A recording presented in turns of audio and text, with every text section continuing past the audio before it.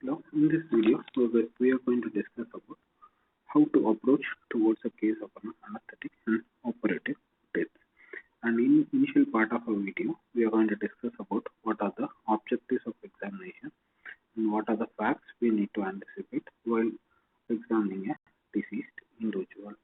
And after which, uh, the autopsy findings, the both external as well as internal findings, and what are the findings we need to document, and by documenting these findings, what is our final inference and what is our final opinion. And in part of viscera preservation, what are the visceras according to the demand of the case, what are the visceras to be collected and how much in quantity, and what is the preservatives used. Those are all been discussed. And finally, if you are not subscribed to this channel, don't forget to subscribe. Now, slide number 2. These are the chief objectives, or otherwise, these are the medical legal questions we are about to answer at the end of the completion of this autopsy. First and foremost question is whether death has occurred due to the effect of an operation, or otherwise due to anesthesia, or due to the disease condition for which he is going to be operated. Second question is whether the patient would have been survived or otherwise died if he has not undergone this procedures. Third point is there been any defect in part of a anesthetic drugs due to their complication or due to their overdosage? Was there been any defect, or is there been any technical mishaps like those? And in surgical techniques, whether it is due to a complication of the surgery or there been an error in a surgery, those things to be discovered. Our issue is, was there been any defect relating to these proceedings? Point number 4, whether individual has been suffering from some predisposing conditions in the past and which have made him to suffer, and or otherwise which have made him to precipitate during the course of the surgery or during the course of the anesthetic procedure.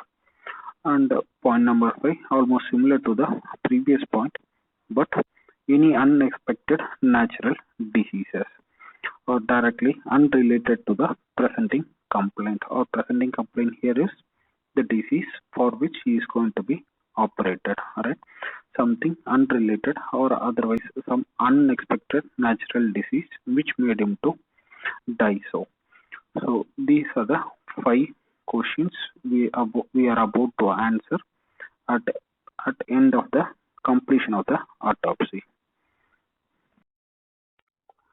Slide number 3, the initial proceedings.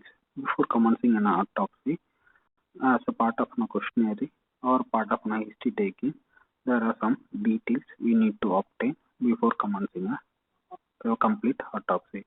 First, such is what was the health condition of the patient during the admission or during the administration of the anesthetic agent or during the course of a surgery. And here, at the time of admission, here if a question has been thrown towards the relatives, they can easily state the health condition of a patient. But in case where during the course of administration of anesthesia or during the course of a surgery, it can be stated only by the anesthetist and only by the concerned surgeon.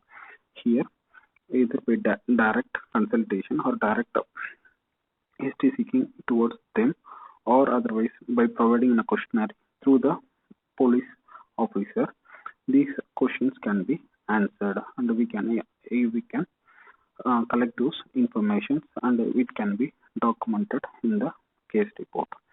And past illness, history relating to past illness. First and foremost, was there been any chronic disease or any disorder he have been suffering from? Was there been a history of medication present? Anything like any of the chronic disorders. And if those have been presented, again better to document in the autopsy in the note column. And coming to reports of pre-anesthetic medication, here what were the drugs prescribed, whether the drugs have been administered properly, or was there been any complication relating to the pre-anesthetic medications that has been prescribed. From referring through the case report or from the treatment papers, we can obtain those information. And in point 4, details of the surgical procedures. Details of surgical procedure. First and foremost thing, what was the proposed surgery and what were their complications, whether there have been any complications present or it been an uneventful surgery. Those things are going to be documented. And when you come to relating to the informed consent, whether there have been a obtainment of consents for surgical procedures as well as the anesthetic procedure, whether there is a risk and followed by other possible complications, leave out of a theoretical complications and other, whether possible complications have been stated properly, whether signature has been made and followed by the columns of witnesses and other has been obtained properly, and otherwise whether it has been documented properly. So that is our duty. And followed by details of the medications used. The exact details, it includes all medications given, and it also includes their dosages, mode of administration, details of infusion, and if there have been any sort of a blood transfusion, whether a cross-matched blood has been provided, what was the exact grouping and RH typing of a patient should be seen. And if there have been a unused or half-used blood transfusion material has been recovered from the OT theater or from the post-operative ward, those are going to be collected and those are going to be examined. On the course of medication, was there been any untoward reactions, either in form of side effects or in form of warning signs? Was there been present? What was the appropriate treatment provided? Those are the details. Again, by looking into a case paper, we can able to find those. Last point of the slide, review of the hospital chart and the discussion with the concerned person. Here the concerned person is the anesthetist and the surgeon. And the review of hospital chart, it includes from the history part, taking part and towards the treatment progress sheet, etc., temperature chart, BP chart, all the charts within the case sheets to be examined, and if there been any defect, it should be marked, and what was the reason behind, it should be stated and to the concerned person, and the answers can be obtained. Slide number 4, towards conditions requiring for a surgery. Was there been a necessity present, and what was the diagnosis and other to be discussed. And here other pre-existing condition, here it could be in a symptomless coronary artery disease, may be proven fatal during the course of a surgery, or either by an increased anoxia by the anesthetic agent or any other conditions which are precipitated during the course of events. And here pre-anesthetic medication, again here, was there been any overdosage, wrong medication, or no medication which has precipitated the death? Those again to be asked. In point towards anesthetic agents, what mode of anesthesia has been given, either an inhalation or an IV route? Was there been a local infiltration of anesthetic agent? What was the drug used? What was the dosage of the medication? What was the dosage of the medication? Was there being a test dose done? Was there been any allergic reaction after administration? And if there been allergic reaction, what was the appropriate resistive measures that has been taken? Those again to be asked in part of a history and case sheet, we need to look those. Or here slide number 5. Here, as an act of burn or otherwise an explosion of anesthetic agents or any cylinders within the OT complex. Here, burns could be of any carter used or mishappens. It can be settled in a burns of a patient which is complicated and which has made the patient to die. And in events of shock and hemorrhage, was there been a state of hypovolemia or otherwise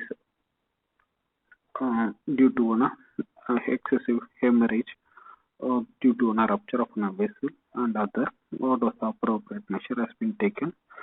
Was there been a blood transfusion associated with, right? The state of shock and hemorrhage present, fluids have been replaced, and even the state or vital signs doesn't improve to normal or doesn't attain normal. So, was there been any blood transfusion present? And if blood transfusion present, how many units have been transfused? What was the grouping, RH typing, etc. Same such. Or if there have been any anaphylactic reactions, what was the appropriate measures has been taken? Same here, resuscitative measures, same relating to these points. And in case of equipments, was there been any issues faced during the course of surgery? Either an anesthetic machine, it includes any gas supplies or any other monitoring devices. Was there been an error or otherwise there been a discontinuity of the circuits, or is there been any issues related to be inspected? And here rigorous inspection followed by if there been any defects, those again to be documented. And in case of equipments examination and other, when we get a chance to visit the OT complex itself or the scene of crime itself, we can visualize those, and it is purely rarity, and we easily get a chance to inspect those areas. Slide number 6. Before commencing an autopsy, there are some facts we need to consider. Those facts also. First and foremost, a detailed hospital record of the patient, including full clinical and pre-anesthetic checkup, note paper to be studied. And point number 2, any surgical intervention and followed by the sequelae like sepsis, hemorrhage, edema would have been present. So we need to consider those also. And in cases of post-mortem changes, point number 3, post-mortem changes need to be differentiated from the abnormalities that existing during their life. And when you compare this death alone, where time of death and the period within which the individual is being examined is relatively shorter when you compare to other deaths, where only mild postmortem changes would have set by the time, but it will be minimal, and there are some possibility of an artifact. One such is, so before going to that, artifact is nothing but any change caused or on a feature that has been introduced in a body after a death. And here, for a simpler understanding, I am just explaining about 3 artifacts. First such is any artifact that is occurring due to during agonal period, where an individual has been dead either by movement of a dead body. There could be a possibility where a regurgitation of or otherwise aspiration of gas content can occur, and it can present as an artifact, and it is purely relating to handling of a body.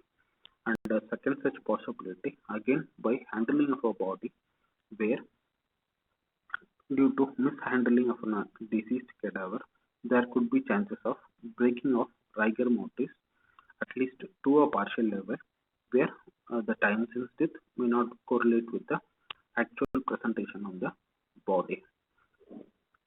Here the time would have been noted in the death certificate or in the treatment paper he has been expired on this time on this day, but due to mishandling the rigor mortis would have been broken. So when we are about to estimate rigor mortis and about to infer the time since death, there will be a disparity will be present. And third possibility, the third artifact, it can occur due to one resuscitation process. Here, individual is on the verge of dying, so they would have conducted a CPR to save his life. In those cases, there could be presence of uh, a massage or any application of defibrillators, or otherwise a CPR would have been taken. In those cases, a fractures of rib along with fractures of sternum could be present.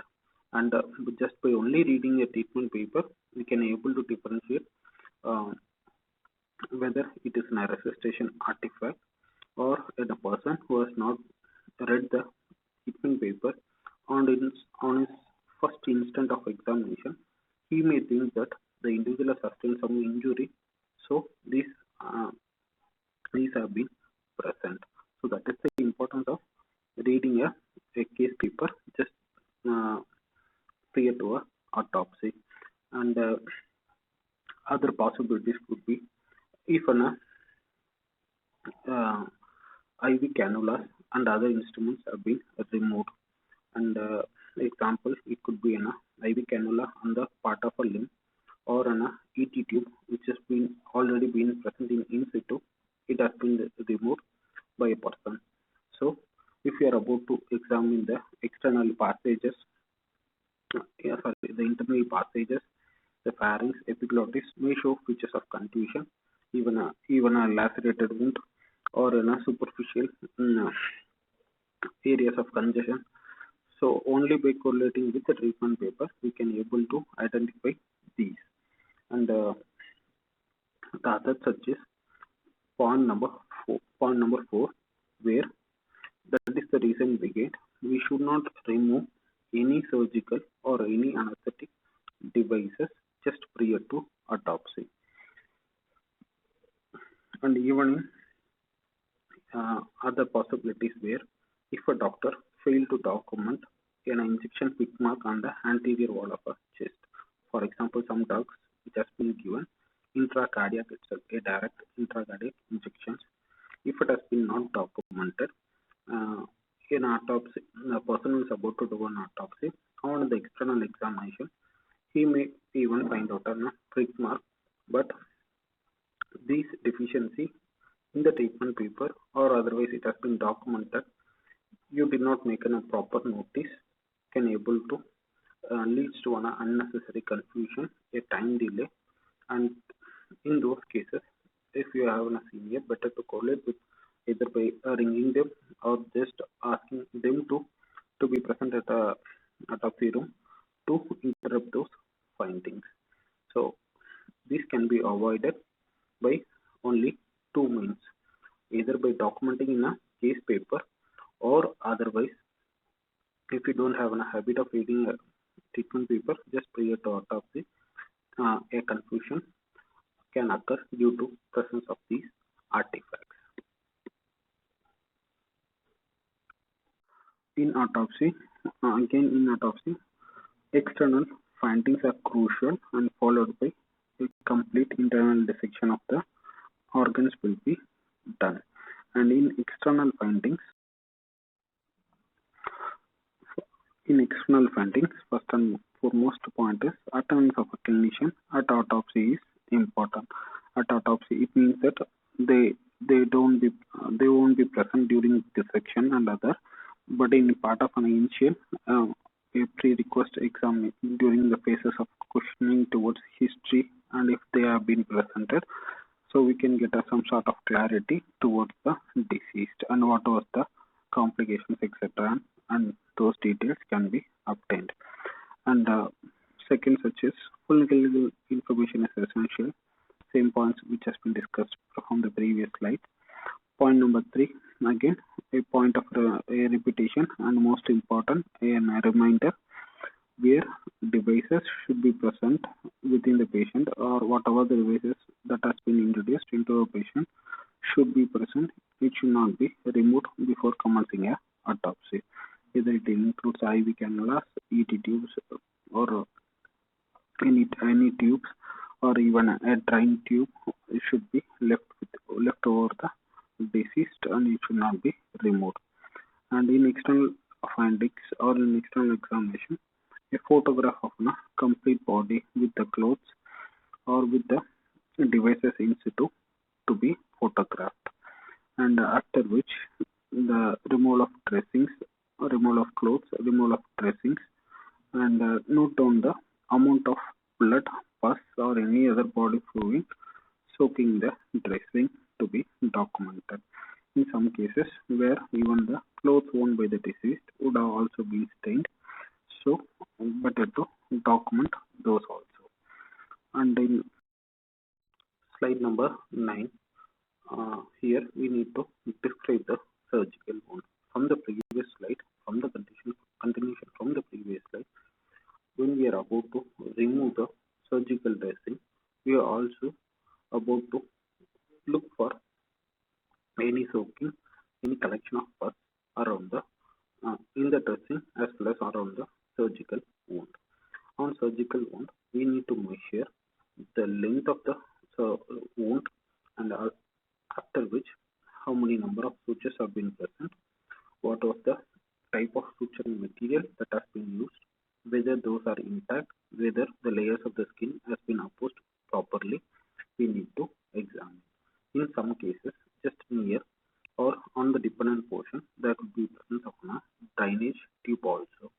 So, on the internal examination, we can need to trace the drainage tube and to locate its internal end. So, in general, the surgical wound, we need to take a photograph for further documentation. And same point, if inspect every surgical suture for leakage, oozing, and other abnormalities. And if there been any presence of any abnormal findings, in those cases, it should be documented. And in part of an external examination itself, there are some duties. So one such as we need to look for features of eye changes and associated with if there been any. We also need to estimate rigor mortis and postmortem lividity as a part of a routine examination of the deceased for estimating time since death. And other things like in some cases where before going there was a slide for needing of looking for a certain facts. So in those again, on the complete external examination, we need to look for any prick marks either in the part of a neck or in region over anterior chest wall, or if there been any fractures present on the ribs, and those to be documented as those all to be documented as a resuscitation artifact. Again, this is in two cases as an example, in two scenarios where an individual has been a history of trauma, then those injuries are becoming significant. But in case of this case particular, it has occurred due to an resuscitation. Again, we need to document those, but in writing the nature of the injury, cause of the injury, we need to mention it has happened due to resuscitation. So we should not mention there as it has occurred due to a hardened blunt object. So these are the facts we need to remember.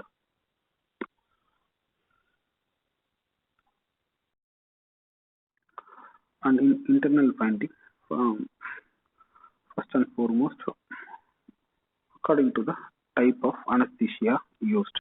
So from the previous slide, there been a point like anesthetic agent. So what type of anesthesia has been used, and if in case it been an inhalation anesthesia. So on opening or on the dissection, we can able to perceive the order of anesthetic agent. In, it is not present in all cases. It may be detected when there been a usage of inhalation anesthesia. So documenting the order will be the first most part of the internal examination, and followed by all organs. We need to do a in situ examination for disease, injury, or any sort of malformation, and dissect all organs, measure the contents or the fluids, and preserve for analysis. And here, in situ examination has been done, after which all organs have been dissected out and not dissected out, retrieved from the body cavity. Then dissection has been carried out, and if there have been any issue faced in form of any malformations, or there have been an architectural abnormality, or it have been in a diseased state, organs have been in diseased state, it should be documented. And slide number 11, we also need to look for any if there been any ligation of procedures have been done, ligation of arteries, vein, ureter, bile duct, or there have been any perforation of the large blood vessels have been presented, whether it has been ligated properly, or if there have been any organs missing.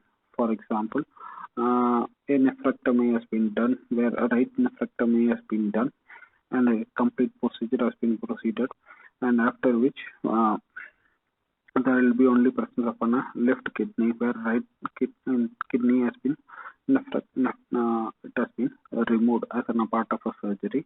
So if there been any missing organs present, or in some cases there been only a carcinomatous growth on a part of an organ, where the rest other part of an organ been normal or intact. In those cases, only a partial resection of an organ would have been done. So we need to document those also. And in ligation of arteries and other, was there been adequate ligation has been provided, or otherwise there been a cautery of that particular small vessel has been done properly, or if there been any oozing present. Again, these are abnormal findings. Need to take in a photograph and preserve those. And in long-term surgeries, where an surgery has been prolonged, or an anesthetic effect has been prolonged, in those cases, the dependent parts of a viscera will show some sort of an engorgement, or there will be a visceral pooling present. So in those cases, again, by seeing the treatment paper relating to anesthetic notes, where time of induction and the time of recovery and those will be noted, and rough time will be noted most commonly. So what of by comparing those details, we can able to get a clue to this finding. And point number 3, we need to exclude some cardiovascular disorders on dissection of heart, and in most eventually, where some sort of occult conditions or some unexpected, undiagnosed conditions would have been presented. So those again on dissection we can able to find those findings. We can open in part of an autopsy report. And last point of this slide, collect the specimens for assessing severity of the diseases for which operation has been done. And according to the disease conditions, viscera specimens can be collected. Slide number 12. We need to look for features of internal hemorrhages, peritonitis, or if there been any presence of any retained foreign objects like surgical swabs or any sort of instruments within the body cavity, or otherwise evidences of hypersensitivity reactions also to be examined. So here, internal hemorrhage, first and foremost point is internal hemorrhage. When a hemorrhage could have occurred due to an improper ligation of a blood vessel, or otherwise there been a spurious collection of blood within the cavity due to any of the idiopathic causes also, or otherwise individual suffers from any bleeding disorders, etc. could be the causative etiology. So the adequate, the exact quantity of the hemorrhage and whether it is purely a blood or otherwise in some cases blood will be presented along with blood clots. So we need to measure them and we need to quantify the exact amount of blood within the cavity. And in some cases, there will be features of peritonitis also. So in some cases, blood will be mixed with the pus fluid or only a pus fluid within the abdominal cavity will be present. In those cases, uh, what was the exact color of the pus fluid followed by what was the order perceived and from where it has been using and exact organs that have been affected to be documented. And here, as a part of a negligence, where uh, swabs and instruments have been retained within the abdominal cavity and adequate care has been not given, so they would have been presented within the abdomen range within the abdominal cavity most commonly. So in those cases, again, these are features of abnormal findings. So if there have been abnormal findings, our duty is to take a photograph and preserve those documents. And in part of a collection of a blood on the course of internal examination, ideally blood from the directly it can be obtained from aorta or otherwise from the heart chamber. Here we need to subject blood for grouping and cross matching. In cases where there have been features of peritonitis and other, so we also need to subject the blood for culture and bacteriological examination. And as a part of internal examinations, we need to collect samples from almost all organs for histopathological examination. Coming to most crucial part of an examination, and here we need to collect specimens viscera for further examination. And whatever the viscera listed here and in upcoming slides, it is not compulsory that we collect all the specimens listed. It varies from one person of one case to another case, or otherwise type of anesthetic agent used or type of surgery procedure which has been performed. It varies from one to another. So first and foremost thing is we are about to collect viscera for toxicological as well as histopathological examination. And in part of an examination, or if there been a history of blood transfusion and another, we also collect blood for grouping and cross matching. And if there been usage of inhalation anesthesia, we collect lung as an organ and airna special viscera where we don't routinely collect lung for examination. And here how to collect a lung, and ideally it being a public forum we can't show some videos which may be offensive for other public. So here we discuss only the theoretical part where videos demonstration and how to dissect and those can be done in the classroom. And here again how to harvest a lung to be mobilized, and if there been any additions present along the chest wall, it should be released, and after mobilizing a lung, where a ligature to be tied on the main bronchus, after which hilum has been separated and a cut has been made on the part of a bronchus, and after which a lung has been transformed into a it has been transferred into it is been shifted into a nylon bag for an further examination. Once lung has been placed in the nylon bag, the nylon bag should be sealed. and usage of plastic bags is not advisable.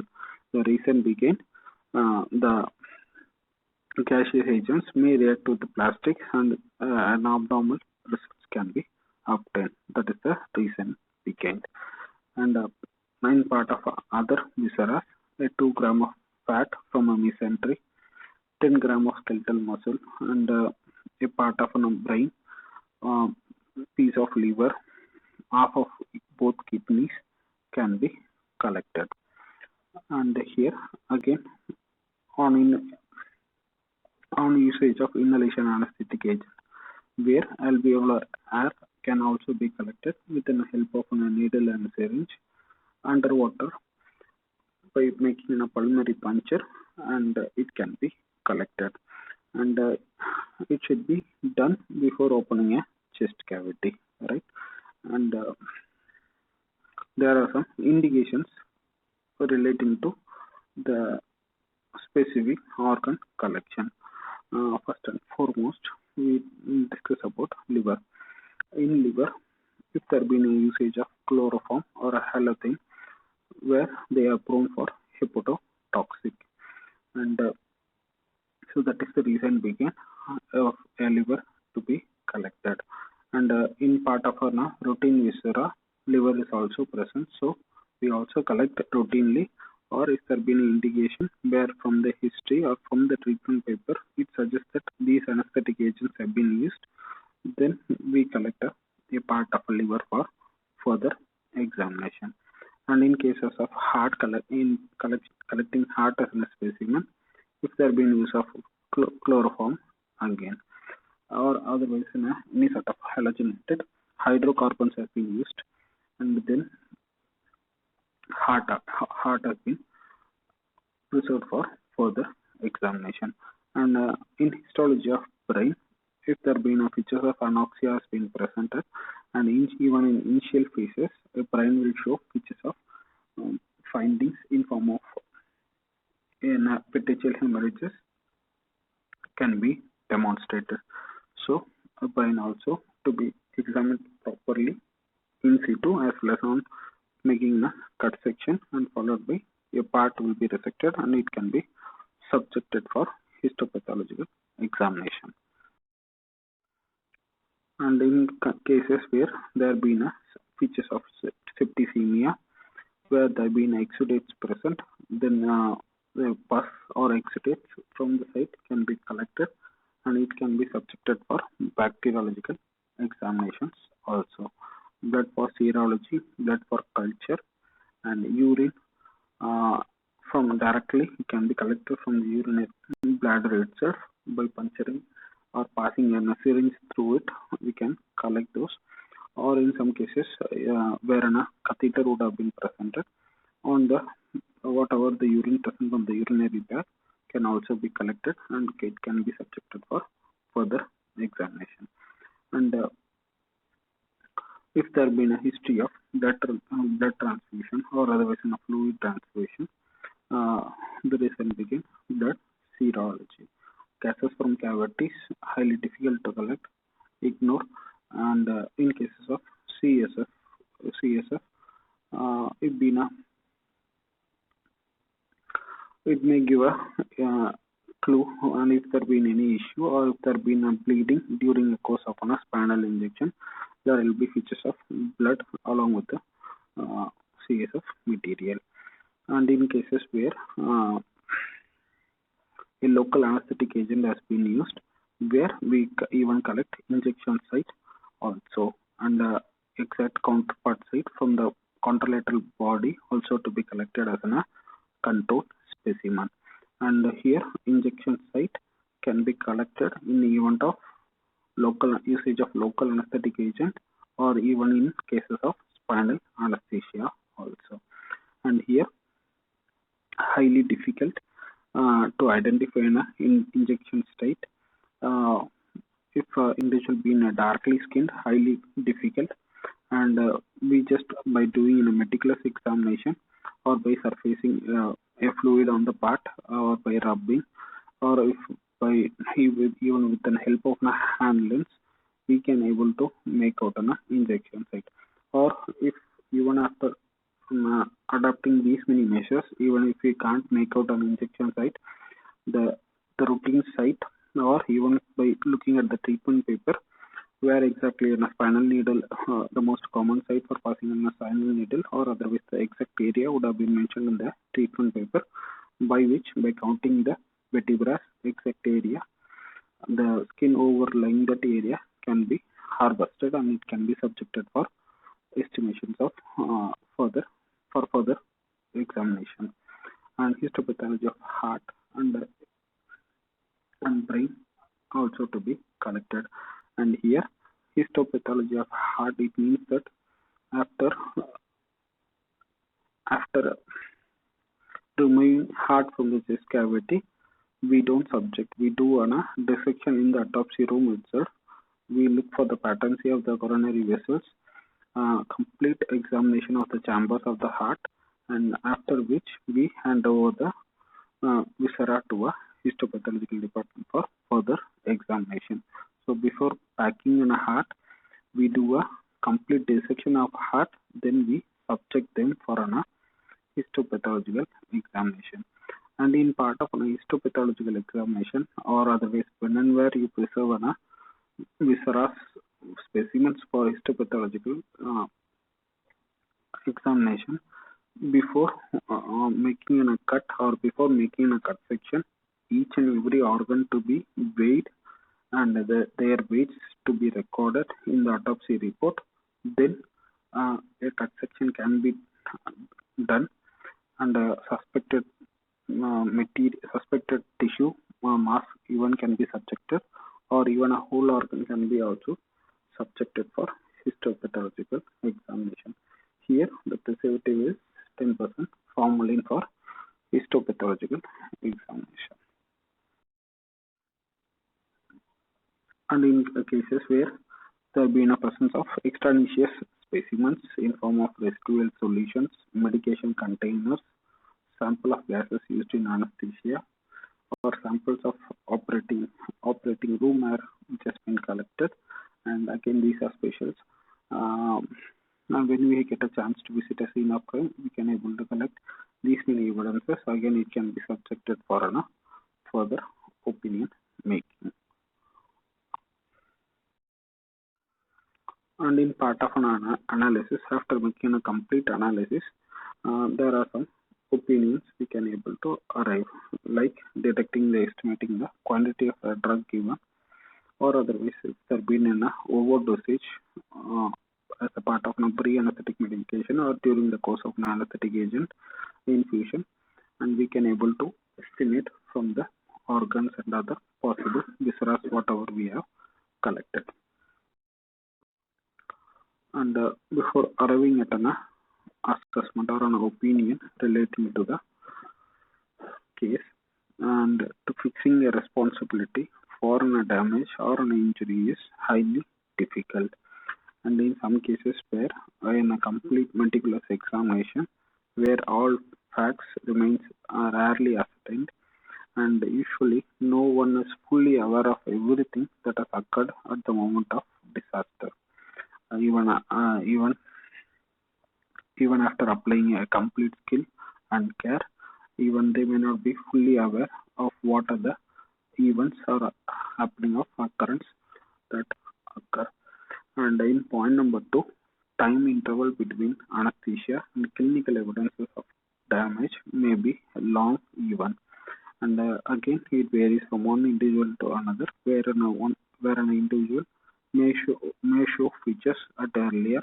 In some, it may be even delayed for days or even hours. So in those cases, highly difficult to correlate with the issues or the problems, and highly difficult to fix a responsibility. And in point number 3, with some complications, the association with anesthesia is not clear.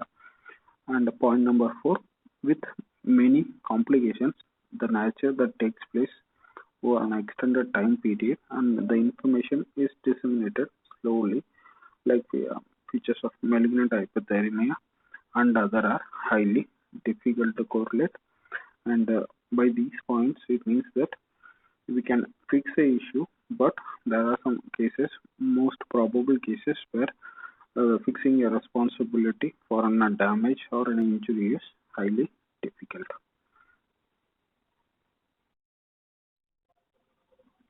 Slide number 18, summary of the entire description.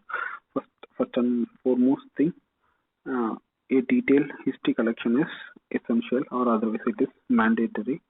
So by collecting an history relating to type of anesthesia used and the type of other surgery, whatever may be the proposed surgery or or already an executed surgery, we can anticipate some of the findings within the deceased. So by which we can get a clue, and or otherwise we can expect what could be the findings, or otherwise we will plan accordingly to collect viscera while proceeding with an autopsy itself. And scrutiny of the hospital records. In here, scrutiny of hospital records starts from the history notes to the last page of the treatment paper. It includes drug charts, everything, or if there been any documentation of any sort of complications on the course of surgery or on the course of administration of anesthesia, those will be documented. And if there been any issue faced, or if there been a doubt present in part of an autopsy surgeon, a clarification can be obtained from the clinician person. And most important point, if there been any presence of any surgical devices or anesthetic devices on the patient or in situ on the patient, it should not be removed prior to autopsy. And collecting appropriate samples for further examination. And even in course of discussion with the previous slide, it has been said not all viscera which have been listed is necessary for each and every case. It varies from one case to another, and according to the type of anesthesia used and according to the proposed surgery plan, the viscera is preserved, or according to the presenting features, the samples also will vary. And for samples of histopathological examination is compulsory, and even in initial part of your books, where in anesthetic exam, in anesthetic deaths, collection of sample is necessary, and even collection of samples for histopathological is more mandatory. And here it is 10% formalin is used as a preservative before collecting any viscera for histopathological examination. We need to make this point sure the viscera to be weighed, and after which we dissect those organs, then we transfer to the respective containers for histopathological examination. Here, most common issue faced is when there is an inadequate amount of preservative. Inadequate amount of preservative means there is no any, where superficial part of a viscera, especially a part of a lung, may surf on the full fluid level, where the exposed part will not get a contact with the formalin, so that part may go for an earlier autolysis. So it's better to pack a viscera with a cotton layer above, or otherwise adding an adequate quantity of a preservative. We can prevent those issues.